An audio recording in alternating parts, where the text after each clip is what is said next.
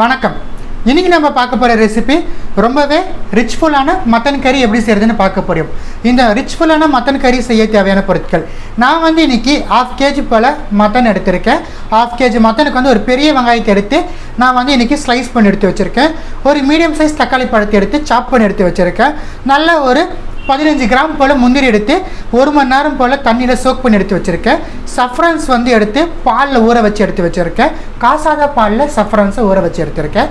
Kashmiri red chilli powder வந்து பார்த்திங்கன்னா 1 teaspoon போல் எடுத்து வச்சுருக்கேன். மின்ட் வந்து பார்த்திங்கன்னா ஒரு ஃப்ளேவருக்காக கொஞ்சமாக எடுத்து வச்சுருக்கோம். கரம் மசாலா 1/2 டீஸ்பூன், மஞ்சள் பொடி 1/4 டீஸ்பூன், பிளாக் பெப்பர் பவுடர் 1/4 டீஸ்பூனுக்கு கொஞ்சம் அதிகமாக எடுத்து வச்சுருக்கோம். பூண்டு வந்து பார்த்தீங்கன்னா கிட்டத்தட்ட ஒரு 15லேருந்து 25 போல் பூண்டு எடுத்து நான் உரிச்சு எடுத்து வச்சுருக்கேன். இஞ்சி வந்து 1.5 இன்ச்சு போல் இஞ்சி எடுத்து தோல் சீவி எடுத்து வச்சுருக்கோம். கீ வந்து பார்த்திங்கன்னா நம்ம வந்து இன்றைக்கி 1.5 டீஸ்பூன்லேருந்து 2 டீஸ்பூன் போல் கீ ஆட் பண்ண போகிறோம். தயிர் வந்து பார்த்திங்கன்னா நல்ல 2 டேபிள் ஸ்பூன் அளவுக்கு தயிர் எடுத்திருக்கேன். தாளிப்பதற்கு வந்து பார்த்திங்கன்னா பிரிஞ்சி இலை, கிராம்பு, பட்டை, ஏலக்காய், ஜாதி பத்திரி, அன்னாச்சி மொக்கு, அன்னாச்சி பூன்னு சொல்லி எடுத்து வச்சுருக்கேன். இந்த இன்க்ரீடியண்ட்டை வச்சுட்டு நம்ம கலக்கலான ஒரு ரிச்ஃபுல்லான மட்டன் கறி எப்படி செய்யுதுன்னு பார்க்கலாம் வாங்க. ஃபர்ஸ்ட் நம்ம மட்டனை மேரினேட் பண்ண போகிறோம். மட்டன் வந்து நம்மளுக்கு 1/2 hour போல் மேரினேட் ஆகணும். அதுக்காக வேண்டிய ஒரு போல் எடுத்து வச்சுருக்கேன். இந்த போலில் வந்து நம்ம எடுத்த மட்டனை ட்ரான்ஸ்ஃபர் பண்ணிக்கலாம். தண்ணி இல்லாமல் ட்ரான்ஸ்ஃபர் பண்ணிக்கலாம்.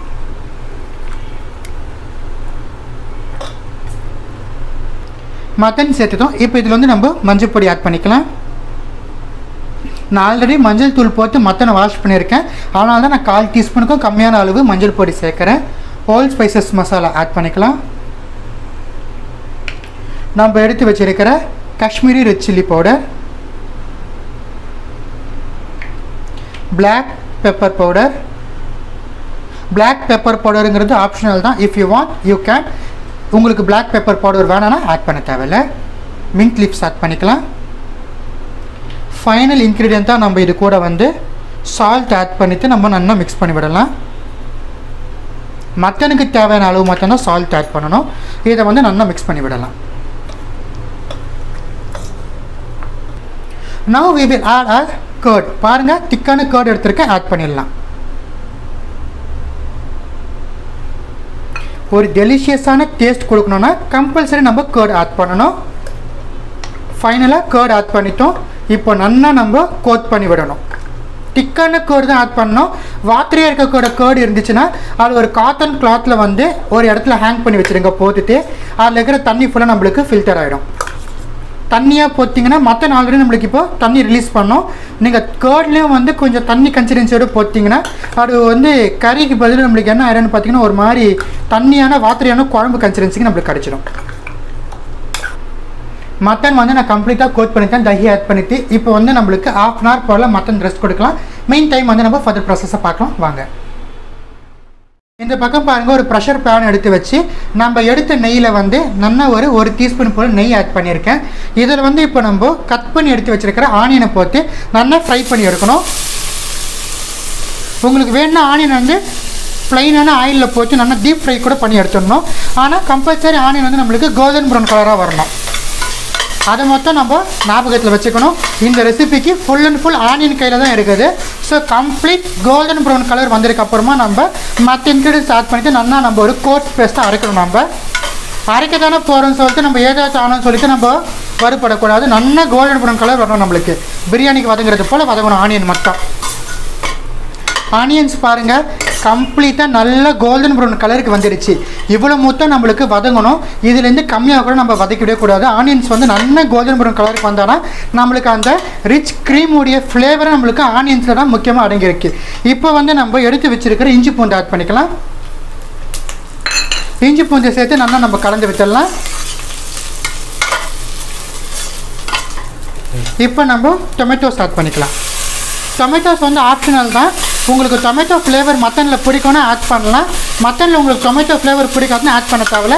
இது வரைக்குமே நீங்கள் நல்லா ஒரு கோட் பேஸ்ட்டாக நம்ம அரைச்சிடலாம். ரூம் டெம்பரேச்சருக்கு வரத்தோன்ட்டு எனக்கு வந்து டொமேட்டோ வந்து பிடிக்குங்கிறதுனால வேண்டி ஒரு மீடியம் சைஸ் டொமேட்டோ எடுத்திருக்கேன். அதே நேரத்தில் டொமேட்டோ சேர்த்திங்கன்னா நல்லா வதங்கணுங்கிறது மஸ்ட் கிடையாது. டொமேட்டோ மட்டும் டொமேட்டோ ஆட் பண்ணி ஹை ஃப்ளேமில் 1 நிமிஷம் போல் தான் வச்சேன். போதும். இப்போ இதை நம்ம ஒரு மிக்சர் ஜாரில் ட்ரான்ஸ்ஃபர் பண்ணிவிட்டு ஒரு கோட் பேஸ்ட்டாக அரைச்சிடலாம். இந்த பக்கம் பாருங்கள் சேம் ப்ரெஷர் குக்கர் எடுத்து வச்சுருக்கேன் பேன். இதில் வந்து ரிமைனிங் இருக்கிற கீ ஆட் பண்ணியாச்சு. கீ வந்து நம்மளுக்கு சூடு ஏறிடுச்சு. இதில் வந்து நம்ம இப்போது எடுத்து வச்சுருக்கிற இன்ஜின் ஸ்பைசஸ் தாளிப்பை நம்ம ஆட் பண்ணலாம். மிதமான தீயில் வச்சுக்கணும், ஹை ஃப்ளேமில் வைக்கக்கூடாது. இந்த ஸ்டேஜில் இருந்து அடுப்பை நம்ம ஆட் பண்ண மசாலா ஃப்ரை ஆகிடுச்சு. இப்போ வந்து நம்ம மேரினேட் பண்ண மட்டன் வந்து 1/2 அன் ஹவர் போல் ஆகிடுச்சு. ஆட் பண்ணிடலாம்.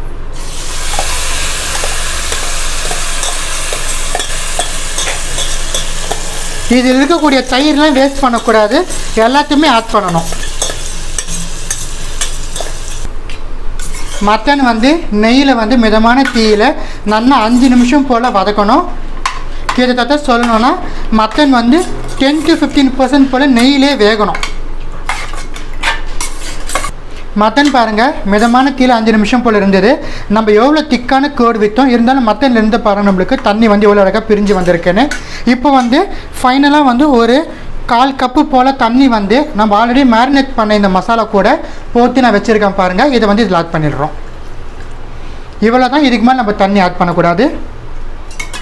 இது வந்து நம்மளுக்கு ஹை ஃப்ளேமில் வச்சுக்கலாம். நல்லா 1 நிமிஷம் போல் நல்லா கொதி வரட்டும். ஹை ஃப்ளேமில் 1 நிமிஷம் போல் வச்சுருந்தோம். பாருங்கள் நம்மளுக்கு கறி வந்து நல்லா கொதி வர ஆரம்பிச்சிடுச்சு. இப்போ வந்து பார்த்திங்கன்னா நம்ம ரெடி பண்ணி அரைச்சி வச்ச இந்த விழுதை வந்து நம்ம ஆட் பண்ண போகிறோம். ஸோ நம்ம அரைச்சி எடுத்து விழுது சேர்த்துட்டு நல்லா மிக்ஸ் பண்ணி வச்சுடுறோம். நான் இன்னமும் ஹை ஃப்ளேமில் தான் வச்சுட்டு இருக்கேன். நம்மளோட மிக்சர் ஆட் பண்ணதுமே பாருங்கள் நல்லா ஒரு திக்கான கன்சிஸ்டன்சி நம்மளுக்கு கிடச்சிருச்சு. இப்போ நம்ம கொஞ்சமாக தண்ணி ஆட் பண்ணிக்கலாம் இந்த மிக்சர் கூட சேர்த்துட்டு. ரொம்ப தண்ணி விடலை பாருங்கள், கொஞ்சமாக தான் விற்றுருக்கேன். இந்த இப்போ பாருங்கள் இந்த திங்க் கன்சிஸ்டன்சி எனக்கு கரெக்டாக மெயின்டைன் ஆகுது. ஆல்ரெடி மட்டன் உப்பு சேர்த்துருக்கோம், இந்த கிரேவிக்கான உப்பு சேர்த்துடலாம். இதில் ஃபைனல் உப்பு நம்ம சேர்க்குறது, அதனால் கரெக்டாக செக் பண்ணிவிட்டு ஆட் பண்ணுங்கள். ஸோ இப்போ நான் கறியை வந்து எடுத்து பாருங்கள் மிதமான தீயில் வச்சுட்டேன். ஏன்னா ஹை ஃப்ளேமில் நம்ம மசாலா சேர்த்து அந்த ரா ஸ்மெல் போகிற வரைக்கும் இருந்துருச்சு. ஆல்ரெடி நம்ம நல்லா ஃப்ரை பண்ணி அரைச்சதுனால நம்மளுக்கு வந்து ஒரு 2 மினிட்ஸில் ரா ஸ்மெல் கம்ப்ளீட்டாக போயிடுச்சு. இப்போ வந்து நம்ம எடுத்து வச்ச முந்திரி சஃப்ரான் மில்கை வந்து ஒன்றா சேர்த்து நல்லா ஒரு விழுது மாதிரி அரைச்சி எடுத்துருக்கேன் மிக்சர் ஜாரில் போட்டு. இதை வந்து நம்ம இந்த மசாலாவில் ஆட் பண்ணலாம். ஸோ ஆட் பண்ணிவிட்டு நல்லா கலந்து விட்டுலாம். மிதமான தீயில் வச்சுட்டு ஆட் பண்ணுங்கள். எல்லா இன்க்ரீடியன்ஸும் ஆட் பண்ணியாச்சு. ஃபைனலாக ஒரு வாட்டி நீங்கள் வேணும்னா சால்ட் செக் பண்ணிக்கலாம். எனக்கு சால்ட் கரெக்டாக இருக்குது. ஸோ இப்போ வந்து இதை நம்ம ப்ரெஷர் போட ஆரம்பிச்சிடலாம். வெயிட் போட்டு ப்ரெஷர் போட ஆரம்பிக்கலாம். ஸோ லைட்டாக நம்மளுக்கு பாருங்கள் அங்கங்கே வந்து கொதி வர ஆரம்பிச்சிடுச்சு. இப்போ நம்ம இந்த ப்ரெஷர் பேனை வந்து லிட் போட்டு க்ளோஸ் பண்ணிடலாம். லிட் போட்டு க்ளோஸ் பண்ணிவிட்டு நம்ம ப்ரெஷர் வந்து வெயிட் போடலாம். ஸோ ப்ரெஷர் ரிலீஸ் ஆகுது. நம்ம வெயிட் போட்டுடலாம். 3 விசில்ஸ் வர வரைக்கும் நம்ம வெயிட் பண்ணலாம்.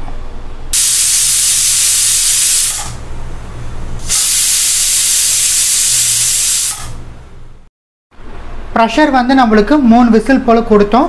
ஸோ ப்ரெஷர் வந்து கம்ப்ளீட்டாக ரிலீஸ் ஆகிடுச்சு. இப்போ நம்ம ஓப்பன் பண்ணி பார்க்கலாம் நம்மளுடைய ரிச் மட்டன் கறி எந்த அளவுக்கு நம்மளுக்கு வெந்து வந்திருக்குன்னு.